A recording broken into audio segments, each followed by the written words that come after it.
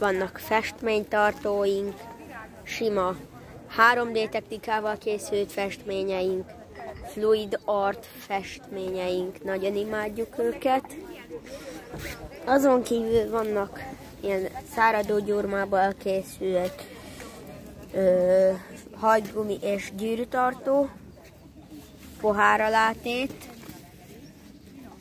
jegyzetfüzetjeink is vannak megtöltve papírral, squishy-eink, ebből nagyon limitált darabok vannak, ilyen könyv, jegyzet, ilyen.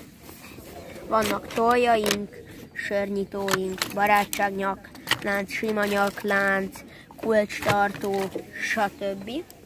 Van dominónk is, az egyik legnagyobb festményünk. Ebből a festménytartóból van 6 darab jelenleg.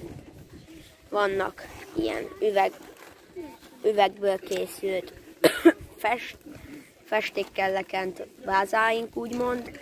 Egy ilyen kis potálka, kis vázák, ilyen sima bor visszatevő, és nagyon sok minden. Várunk titeket szeretettel, nézzetek szét!